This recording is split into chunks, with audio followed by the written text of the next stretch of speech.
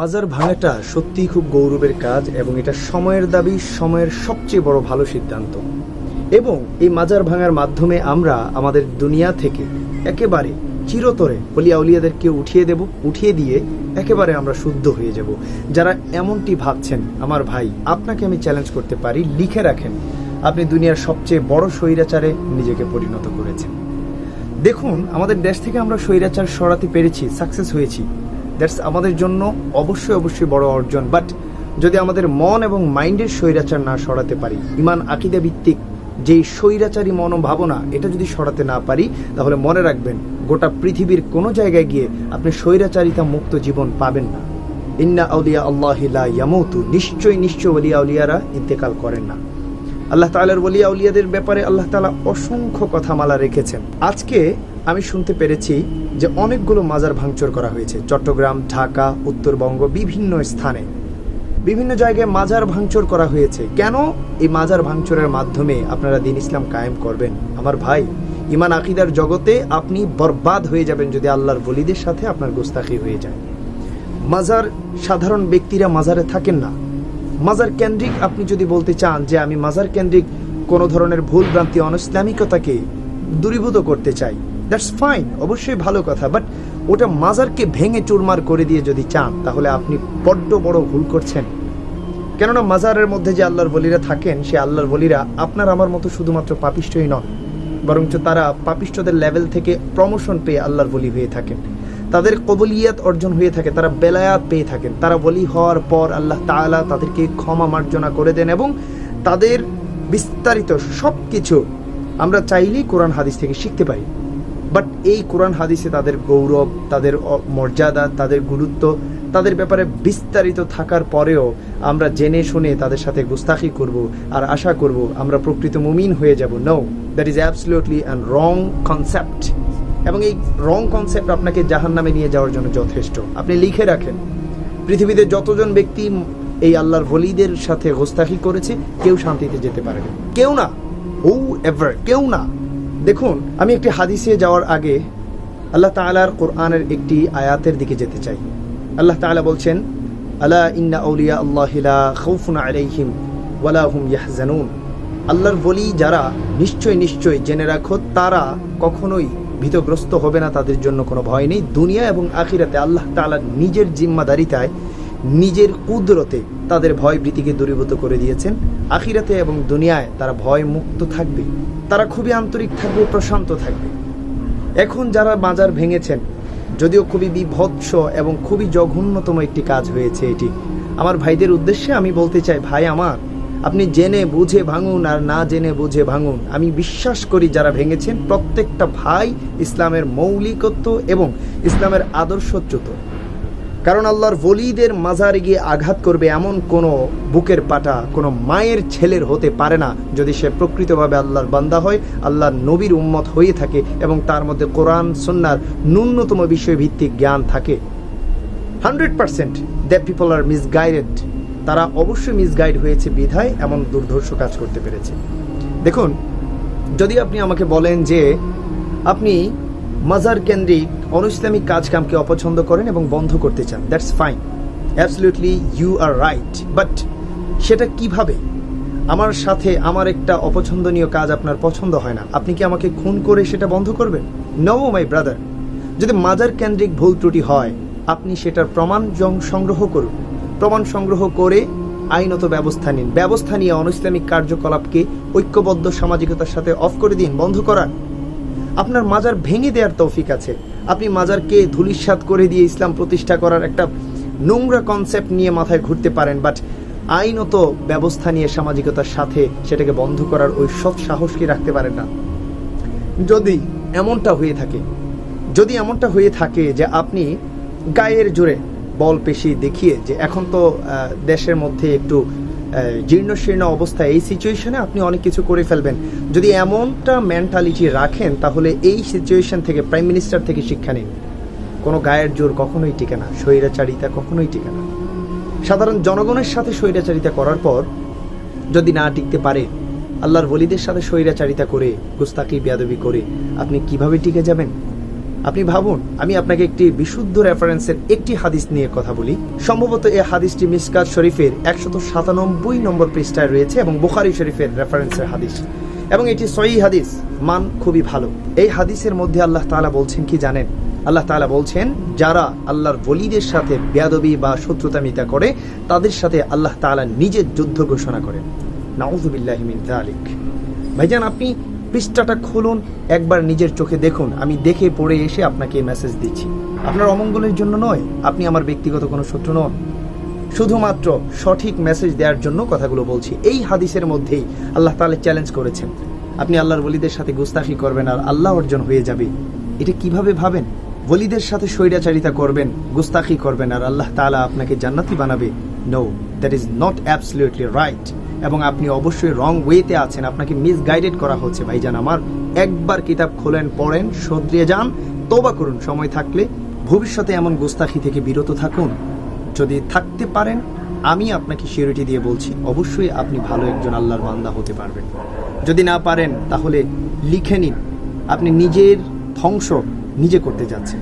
আমার ভাই, আমি আপনাদেরকে বলতে চাই, একই হাদিসের মধ্যে আল্লাহ নবী সাল্লাল্লাহু আলাইহি ওয়াসাল্লাম আরো বর্ণনা করেছেন যে যারা আল্লাহর ওলি, তাদের দৃষ্টিশক্তিটা তাদের থাকে না, আল্লাহর কুদরতি দৃষ্টিশক্তি পরিণত হয়ে যায়। এবং যারা আল্লাহর ওলি, তাদের হাত আল্লাহর কুদরতি হাত হয়ে যায়, পাটা আল্লাহর কুদরতি পা হয়ে যায়, যা দ্বারা আল্লাহ নিজে তাদের মাধ্যমে চলে। তারা যেটা দিয়ে ধরে, তাদের এই ধরার মাধ্যমে যেন আল্লাহ তাআলা ধরেন। তাদের জবান যেন আল্লাহর জবান হয়ে যায়, যেই জবানে আল্লাহ তাআলা কুদরতিভাবে কথা বলেন। তাদের দৃষ্টিশক্তি হয়ে যায় আল্লাহ তাআলার দৃষ্টিশক্তি, যা দ্বারা তারা কথা বলে সেটাই আল্লাহর কথা হয়ে যায়। আপনি তাদের সাথে গুস্তাখি করে আসবেন মাজারে, আর আপনি এসে একেবারে ইসলাম কায়েমের মতো একদম বিশাল বড় জিন্দাবাদ বলে দেবেন? No my brother. আপনি যদি এমনটি ভেবে থাকেন, তাহলে শিক্ষা নেই। আপনি যদি আমাকে প্রশ্ন করেন সৌদি আরবে মাজার নেই, এখানে কেন এত মাজার, এটা আপনার রং কনসেপ্ট। অবশ্যই সৌদি আরবে মাজার ছিল, গত 100 বছর আগের হিস্ট্রি দেখেন, সেখানে ওয়াহাবিবাদ প্রতিষ্ঠা হয়েছে এবং সেই মাজারগুলোকে তছনছ করে ভেঙে দেওয়া হয়েছে। ইভেন আমি আপনাকে এই ইনফরমেশনটুকু দিচ্ছি অথেন্টিকভাবে, আমি রিসার্চ করে এসে তারপর বলছি আপনাকে।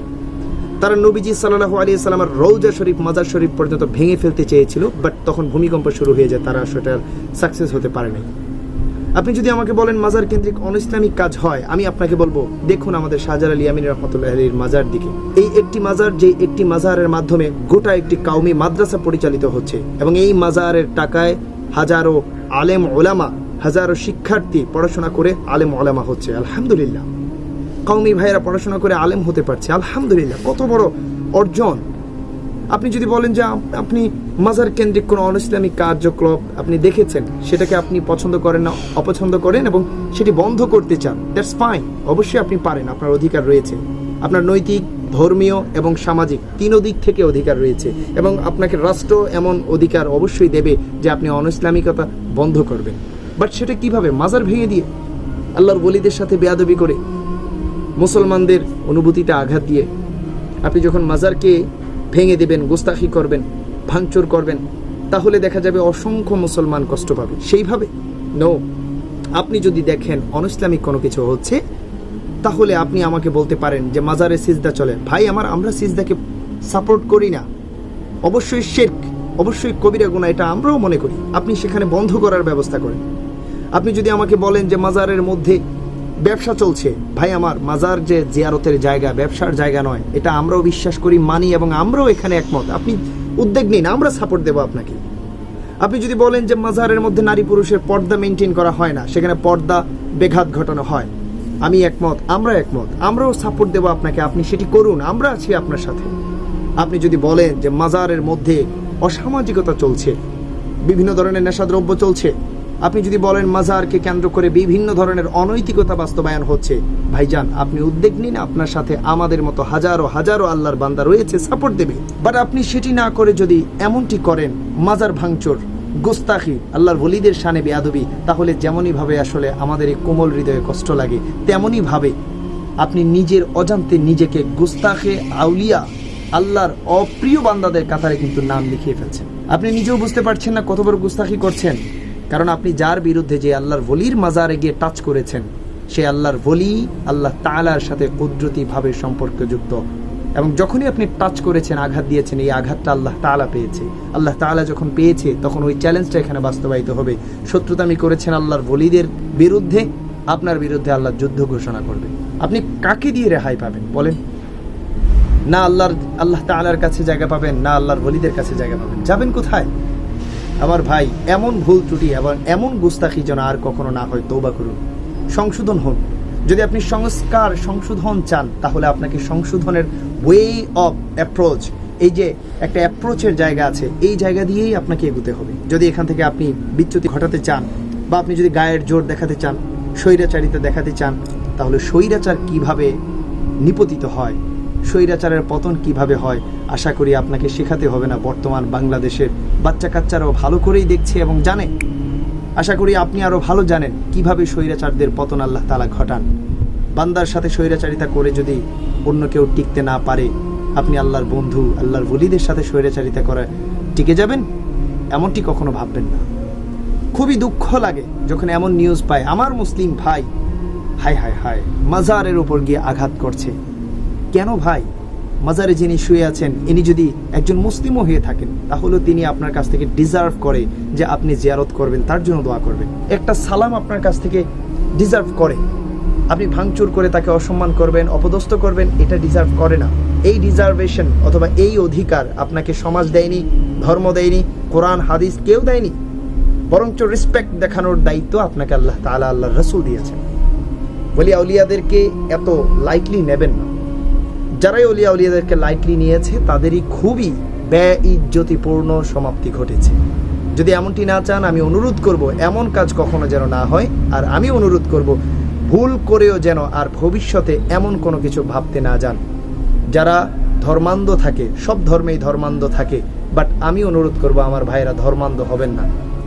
প্লিজ স্টাডি করুন, জানুন আপনি যে কাজই করতে যাচ্ছেন সে কাজ সম্পর্কে আপনাকে এনাফ অথেন্টিক ইনফরমেশন প্রয়োজন। Without information, you cannot do anything accurately and you cannot do anything correctly. So আপনি কিভাবে মাজার গিয়ে ভেঙে ফেলে আসলেন তাদের ব্যাপারে না জেনে না শুনে? সুতরাং এখান থেকে শিক্ষা নেই। আমি অনুরোধ করছি আমার ভাই, আপনি কওমি হন, আপনি মওদুদি আকীদা রাখেন, আপনি সুন্নি আকীদা রাখেন, আপনি যেই কোনো আকীদা রাখেন, আমি আপনাকে সানন্দে সম্মানের সাথে অনুরোধ জানাচ্ছি, আমার স্বার্থে নয়, আপনার স্বার্থে। প্লিজ আপনি মিসবিহেভিং, ওলি আউলিয়াদের সামনে মিসবিহেভিং করাটা বন্ধ করুন। ওলি আউলিয়াদের সাথে গুস্তাখি করাটা বন্ধ করুন। নিজেকে নিজে ধ্বংস করাটা বন্ধ করুন প্লিজ। আপনার ভালোর জন্য আমি বলছি। আমার কথা যদি আপনার ভুল মনে হয়, ওকে ফাইন, আপনি নিজে স্টাডি করুন, জানুন, দেখুন আমার প্রত্যেকটা কথার এক একটি সত্যায়ন আপনি পাবেন ইনশাআল্লাহ। আর আরেকটা দুঃখ লাগে যে আল্লাহর ওলি যারা, তারা তো সমস্ত পাপিষ্ঠদের ঊর্ধ্বে, আমরা তো সবাই পাপী। কিন্তু দুঃখ লাগে যে মাজার ভাঙচুর করা হচ্ছে, আল্লাহর ওলিদের শানে বেয়াদবি গুস্তাখি শুরু হয়ে গিয়েছে, এগুলো হচ্ছে। এই জন্য তো আমাদের দেশটা নতুন করে স্বাধীন হয় নাই। সবচেয়ে বড় দুঃখের বিষয় হচ্ছে এত আলেম ওলামা, আমাদের কোনো আলেম ওলামা এটা নিয়ে কথা বলছে না। আমাদের কোনো আলেম ওলামা কোরআন হাদিস থেকে রেফারেন্স দিয়ে বিষয়টার এই ভুলটা সংশোধন করার চেষ্টা করছে না। এখনো পর্যন্ত আমি কোনো আলেম ওলামাদের কোনো বক্তব্য বা একটি প্রতিবাদ অথবা সংশোধনীমূলক একটি প্রচেষ্টা আমি দেখিনি, আমার চোখে পড়েনি। দুঃখের সাথে অনেক ভাইয়েরা মেসেজ করেন, কল করেন, বিভিন্নভাবে জানান যে কেউ এটা নিয়ে কথা বলছে না। What is this man? আপনারা কোরআন হাদিস শিখে আলেম হয়েছেন এইরকম জালেমের মতো জুলুমকে চুপ করে হজম করার জন্য? এই ছাত্রদের আন্দোলনে আমি খুব দুঃখ লাগে, অনেক আলেম ওলামাদেরকে দেখেছি চুপ। ওয়াই?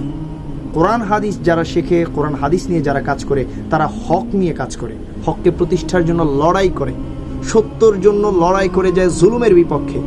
এখানে এত লক্ষ লক্ষ ছাত্রছাত্রী জুলুমের বিপক্ষে দাঁড়িয়েছে, জেনারেল এডুকেটেডরা দাঁড়িয়েছে, এবং আমরা দেখেছি ভার্সিটি কলেজের অনেক ভাই বোনেরা দাঁড়িয়েছে, অনেক ভাই বোনেরা নিজের জীবন পর্যন্ত উৎসর্গ করেছে। আলেম ওলামারা চুপ ছিলেন। আপনাদেরকে এই জাতি কিভাবে রেসপেক্ট দেখাবে? তারা আপনাদেরকে নিঃসন্দেহে থুথু মারবে, আপনারা অপেক্ষা করেন।